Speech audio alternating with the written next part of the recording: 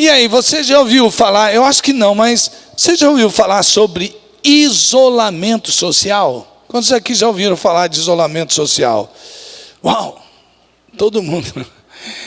Você já ouviu falar de distanciamento social? Pois é. Tem gente que até disse assim, ó, pastor, para dizer a verdade, não, mais do que isso, teve gente que sofreu de confinamento social, de tão sozinho que ficou. E nós nos sentimos nesse tempo, e dependendo da sua personalidade mais ainda, né, que nem a minha assim, aquela necessidade de um relacionamento mais presencial, né? Eu sei que a internet é bom e fez muito bem para a gente, pelo menos a gente podia estar ali nas salas virtuais, né? Imagina se não tivesse. Mas é demais a gente poder estar perto assim uns dos outros, né? Solidão é um sentimento que perseguiu muita gente nesse tempo. Mas solidão não é um sentimento só desse tempo. A solidão é um problema que a gente conhece desde que o mundo é mundo. Desde que o mundo existe, existe solidão. Você já se sentiu sozinho?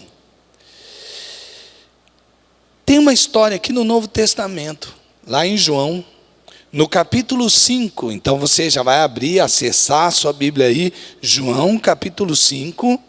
O parágrafo vai de 1 a 15, mas nós vamos parar no versículo 8. E essa história que nós vamos ver hoje, fala de um homem que sofria com sua solidão por causa de uma doença que ele tinha.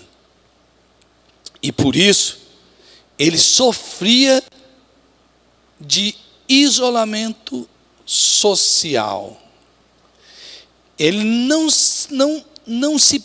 pertencia a grupo algum e não tinha ninguém para ajudá-lo. Ele estava literalmente sozinho, apesar de estar rodeado de pessoas. Mas aí Jesus, como um amigo de verdade, vai até aquele homem, se importa com o seu sofrimento. E quando terminar esta palavra, esta mensagem, você vai perceber que Jesus é o fim para todo e qualquer tipo de solidão. Ele é o verdadeiro amigo. Então vamos lá? Através da história de João 5, de 1 a 8, nós vamos ver 3 elementos: a solidão, o amigo e a vida. A solidão, o amigo e a vida. A solidão está bem clara. Aquele homem estava sozinho. E você pode pensar assim, mas se tinha festa, se tinha religião, se tinha multidão, porque ele estava ali numa grande cidade, uma grande cidade para aquela época mesmo, por que ele sofria de solidão? Mas pensa comigo, a solidão não aparece só porque você está numa ilha deserta, não é verdade? Não aparece só por causa disso. Você pode se sentir isolado por causa do seu peso, não é? Você não se sente muito bem porque você é o gordão, você é o magrão, você é o compridão, você é o baixinho. Você pode se sentir isolado porque você meio que não consegue meio se vestir como todo mundo. Parece que você não sabe muito bem combinar as coisas, pelo menos aos olhos de outras pessoas. Você se sente isolado ou sozinho, porque lá na escola você nunca se deu muito bem com essa tal de nota. Você não sabe fazer o jogo da cognição escolar. Você não se sente dentro de um grupo algum, porque você não se dá bem nem no joguinho de cartas e nem no videogame. Você pode falar, mas pastor, eu acho que você está exagerando. Esse dia nós estávamos vendo um filme que era de uma turma que que gostava de se reunir para fazer joguinhos. E tinha um vizinho que ele se sentia assim isolado, porque eles não convidavam ele para o joguinho.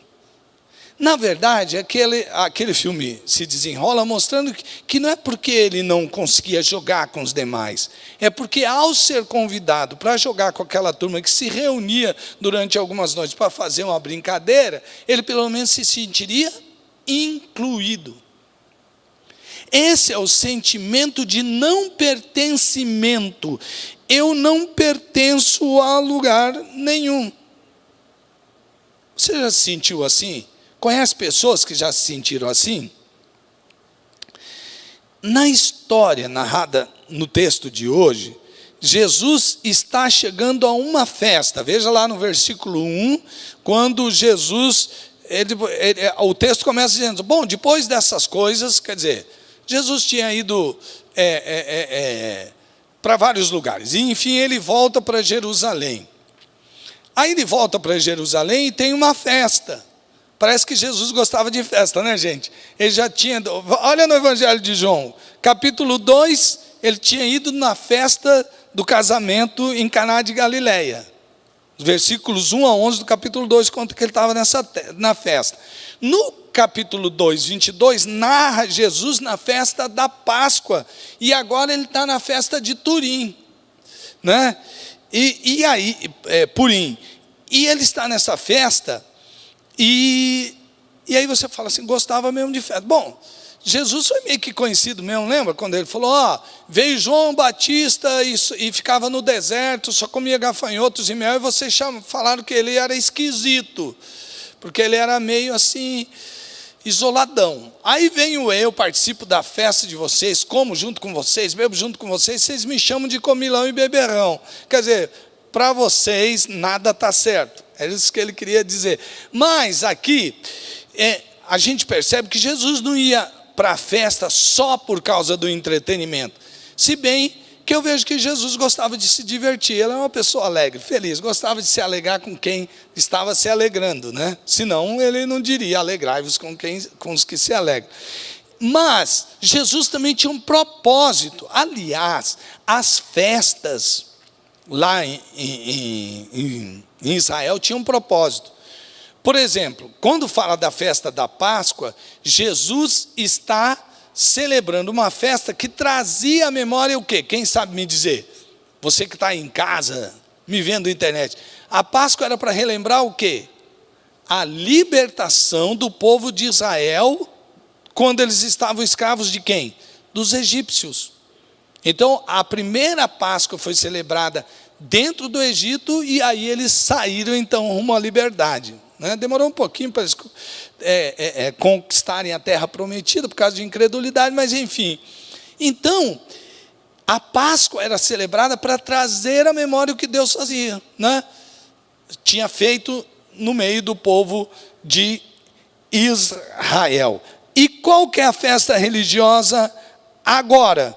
Era a festa de Purim, que trazia à memória a libertação que Deus deu ao povo de Israel, quando houve uma armação lá contra o povo de Israel, no tempo da rainha Esther. Teve a rainha Vasti, aí veio a rainha Esther, e aí, gente, aconteceu um verdadeiro genocídio, mas Deus usou Esther para libertar o povo de Israel. Percebe então que as festas que Jesus ia, tinha algo a ensinar, trazia à memória alguma coisa, não é? Assim a gente também tem que fazer hoje, né? Às vezes a gente celebra o Natal, a gente nem sabe o que é Natal mais, né? Parece que Natal é só presente, parece que Natal é Papai Noel, etc. e tal. Mas Natal é para trazer à memória que Jesus nasceu. Assim como no período da Páscoa a gente faz todas aquelas festas, né? Comemorativas de que Jesus morreu, mas ele ressuscitou. E Jesus está numa festa dessa, e a festa é a festa de Purim. Mas interessante que Jesus vai àquela festa, vai a Jerusalém naquele período, por causa de um homem especial. Um homem que há 38 anos sofre porque está paralítico. Você ouviu o que eu disse? 38 anos ele está paralítico. E esta paralisia o isolou da sociedade. Jesus vai até ali, porque aquele homem precisa dele. Um homem paralítico há 38 anos buscando por cura. E quando Jesus se aproxima daquele homem, ele pergunta: você quer ser curado? Pode até certo ponto parecer uma pergunta meio engraçada, né? Não, Jesus, eu estou aqui na beira do tanque porque eu sou saudável. Não, mas a pergunta, ela não é inútil, ela tem um propósito. Jesus sabia que aquele homem queria ser curado, porque senão ele não ficaria à beira daquele tanque. Aí você pode me perguntar, mas por que ele estava fazendo lá na beira do tanque? Muito bem. Tanque de Betesda. Betesda significa casa de misericórdia. Então, reza a crendice, porque Jerusalém, ela é uma cidade de muita festa e de muita religião e de muitas crendices também. Então rezava a crendice que um anjo de vez em quando ia ali naquelas águas e movia as águas. E quem entrasse primeiro era curado. Algumas pessoas ainda dizem assim: ai pastor, mas está escrito na Bíblia, será que era uma crendice? Se a Bíblia fala que é um anjo. Gente, o Evangelho só está narrando o que as pessoas acreditavam, porque não tem muita coisa estranha nessa história. Primeiro, o cara tem que vir ao lado de um tanque. Segundo, aquele tanque ele tem todo um símbolo religioso. Tinham 5 alpendres, 5 colunas que significavam a marca da religião judaica, né? Que não estava errado propriamente, eram os 5 Pentateucos, eram os 5 livros do Pentateuco, escrito lá por Moisés. Então tudo bem lembrar, tudo bem ter símbolos. Jesus ia à festa que trazia à memória os feitos de Deus, tudo bem. Mas o problema é que se criavam certas crenças que não tinham a ver com a verdade.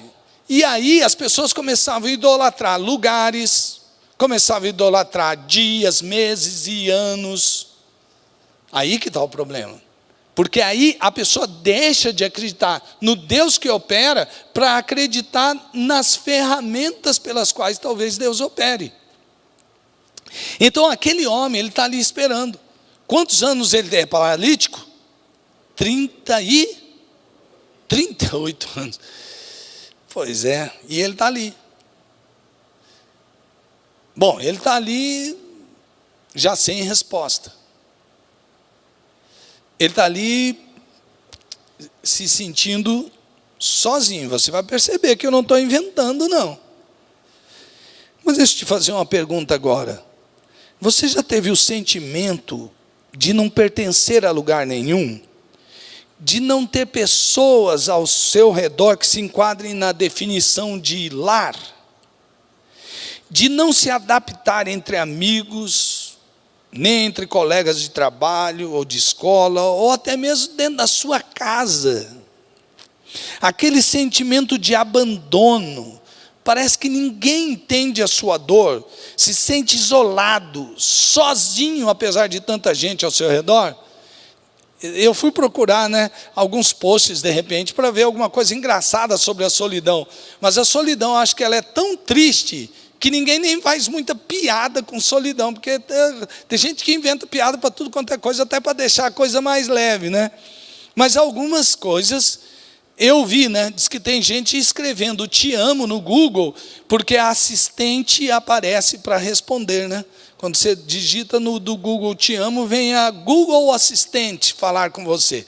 Tem gente que está escrevendo isso porque está se sentindo. Tem gente que está pondo no tradutor, "te amo", depois clica no áudio para ouvir "te amo", ainda que seja com a voz do Google, não é verdade? Eu até vi, estava mostrando para a Tânia um post assim, que, olha, se ninguém liga para você nessa época de pandemia, você está se sentindo tão sozinho, atrasa um boleto, que você vai receber uma ligação. Com certeza, é só atrasar o boleto, daqui a pouco tem alguém ligando para você, aí pronto, você não vai mais dizer que ninguém mais liga para você. Mas é muito mais que isso, né? Agora, se você tem esse forte sentimento de não pertencimento, então se liga ainda mais nessa palavra. Porque Deus quer falar profundamente ao seu coração. E se você conhece alguém que tem esse sentimento forte de não pertencimento, depois compartilhe essa palavra com ele. Sabe por quê? Porque agora, nesse momento em que esse homem está sozinho, apesar da festa, apesar da religião, apesar da multidão, ele está ali com esse forte sentimento de solidão, porque realmente ele está sozinho, não tem ninguém por ele, você vai perceber. Se aproxima dele o amigo. Lembra que eu falei sobre 3 elementos? A solidão, o amigo e a vida. Agora, nós vamos falar sobre o segundo elemento dessa história, o amigo. Então, dê atenção para isso. Jesus, então, entra em Jerusalém e vai ao encontro daquele paralítico. Os estudiosos dizem que João deixa bem claro uma coisa no Evangelho, que aonde há miséria humana, ali está Jesus. E aqui nessa história a gente percebe claramente isso.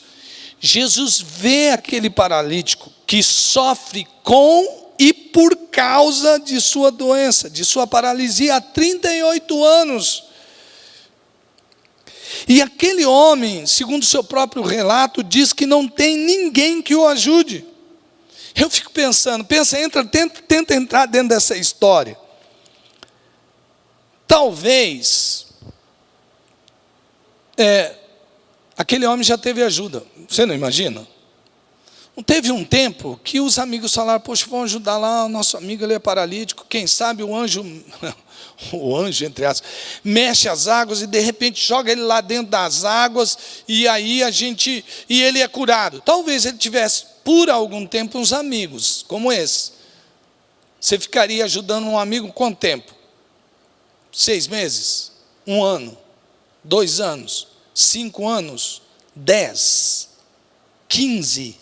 20. Bom, eu acho que os amigos já tinham desistido por causa disso. Mas talvez os seus parentes foram um pouco mais persistentes, porque afinal de contas, família é família.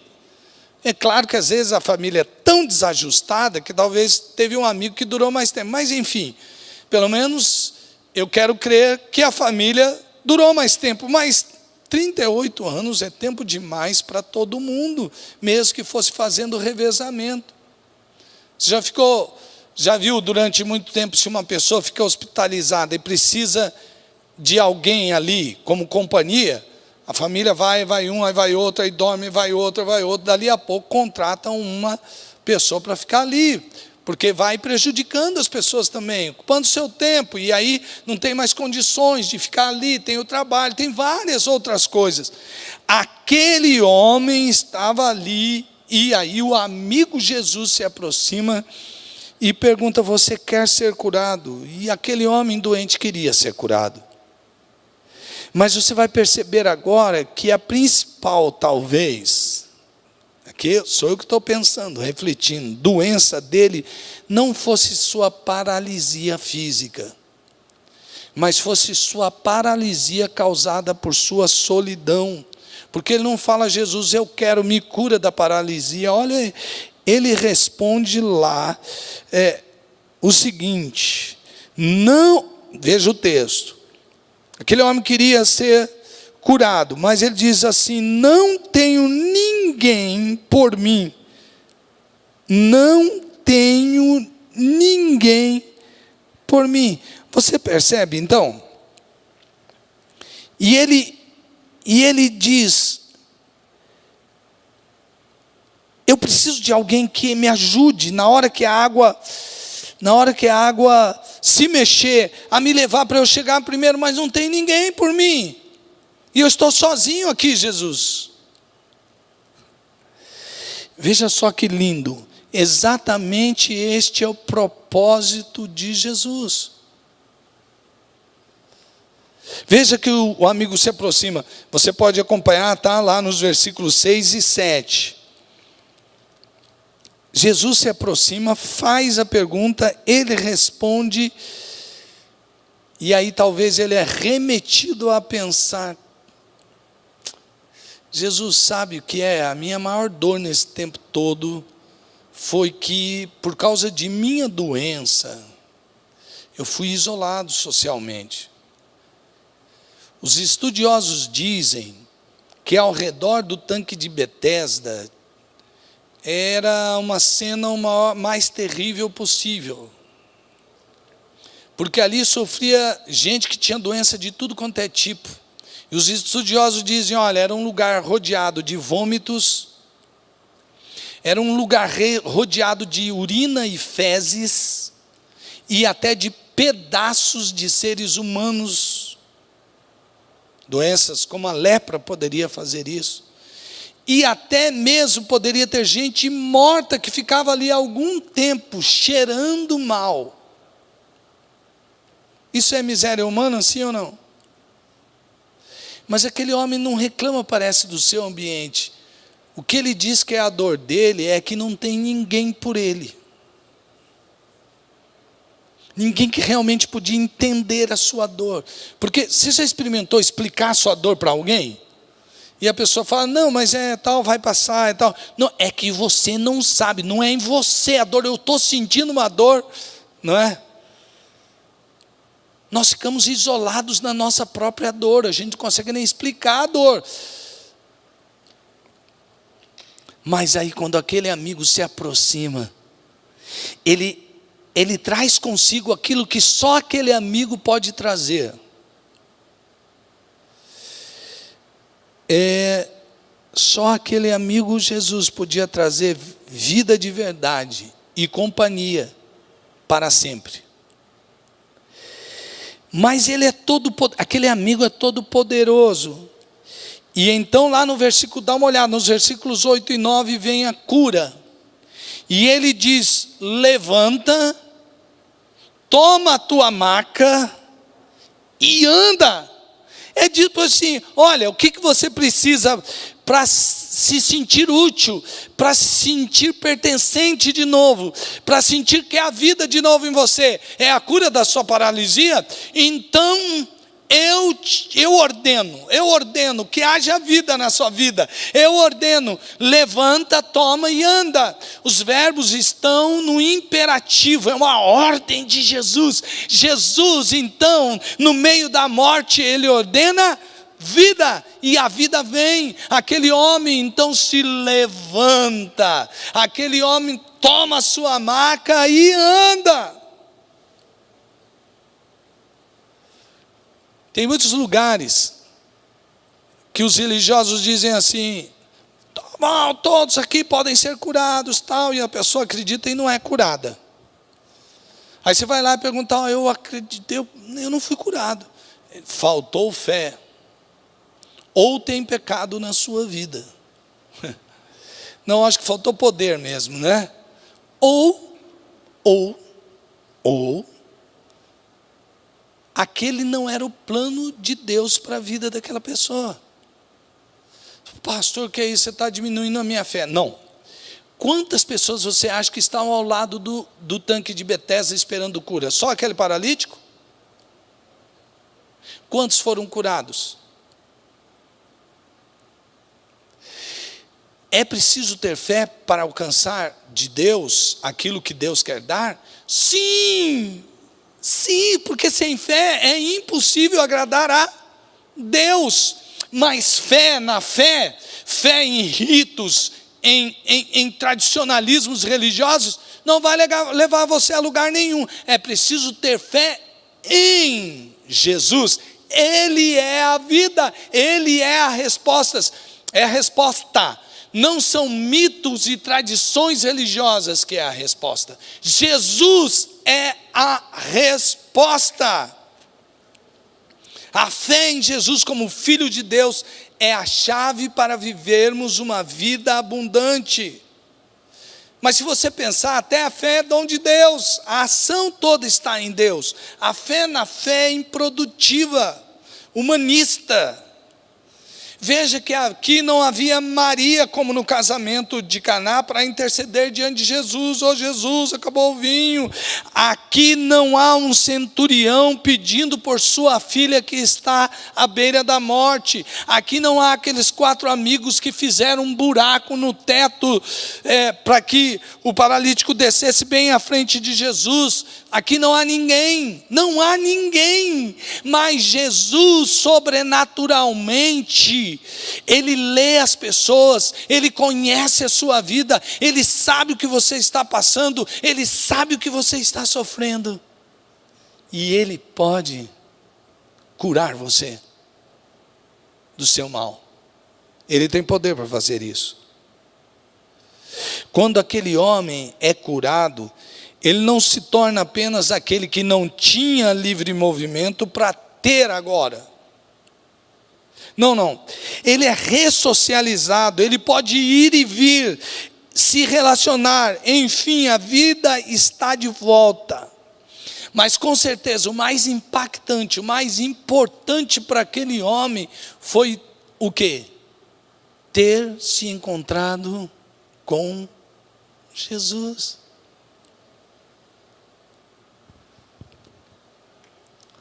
Talvez você tenha buscado em festas, amigos, baladas, reuniões, religião,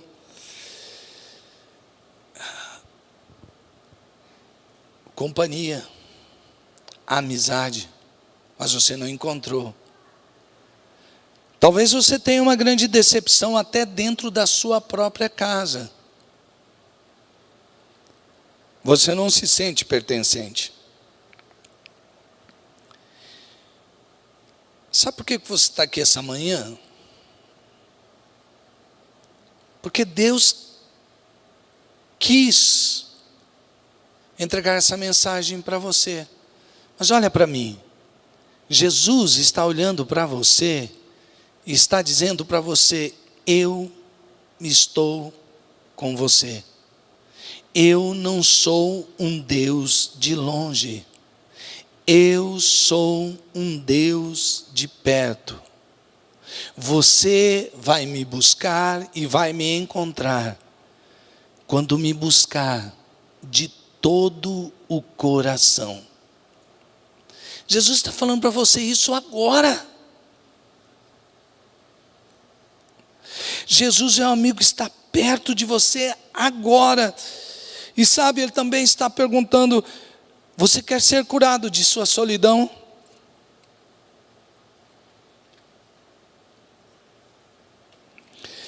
Jesus entrou na história para mudar a sua história. Ele quer você pertinho dele.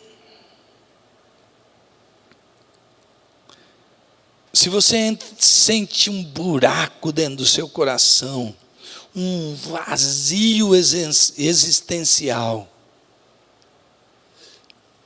Jesus quer entrar na sua vida agora e preencher esse vazio e acabar com a sua solidão. Você que está aqui me vendo presencialmente, ou você que está me vendo aí pela internet, você que está neste culto online, talvez na mesma hora que ele está acontecendo, ou você está vendo e fala, é uma gravação, não está falando comigo, está falando com você. Jesus está dizendo: eu estou entregando esta mensagem, a exemplo do que eu fiz com aquele paralítico há milênios atrás. Eu vim com esta palavra para encontrar você.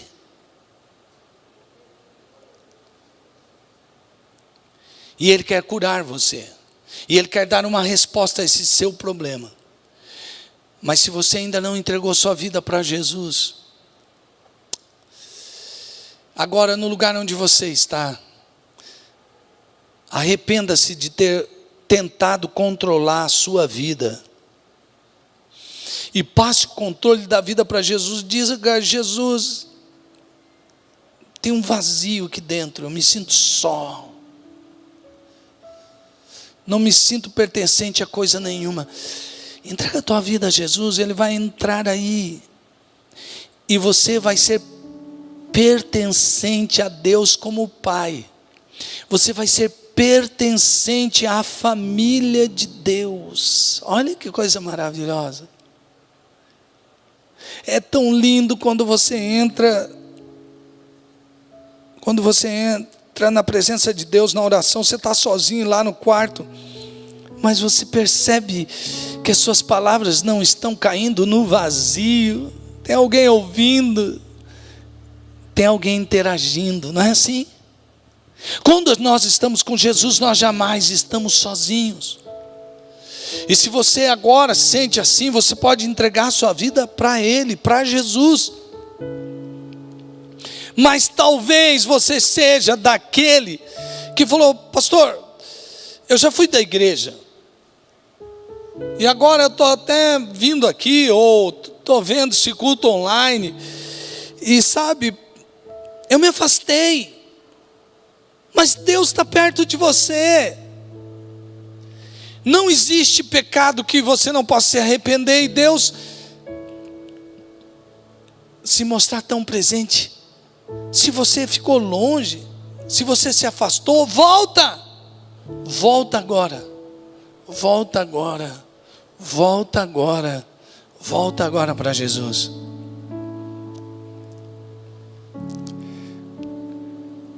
As pessoas com acima de 60 anos têm ficado muito mais em casa, e até a família diz: não sai. E até gosta de repetir aquela frase: se você pode, fique em casa. Verdade. Proteção, fé e prudência. Mas talvez eu se sinta tão sozinho. Eu já vi testemunho, não foi só de vários filhos de Deus, de que eles pediram: Deus, estou me sentindo tão sozinho, precisava sentir o Senhor perto. Eu vi uma irmã dando um testemunho desse, ia sentir um abraço de Jesus. Sabe quando se sente abraçado? Sinta-se agora abraçado por Jesus. Queria que você que está aqui presencialmente, você que está ali online, passe os seus braços em volta de você assim. Senhor, agora em nome de Jesus, que essas pessoas sintam-se abraçadas por Jesus. Que elas sintam agora, Deus, que o Senhor nunca as deixou. O Senhor nunca as deixou. Apesar dos sentimentos, apesar das confusões emocionais, apesar dessa pandemia que isolou tanta gente. Agora, Senhor Jesus, que eles sintam neste abraço que o Senhor nunca os deixou. Em nome de Jesus.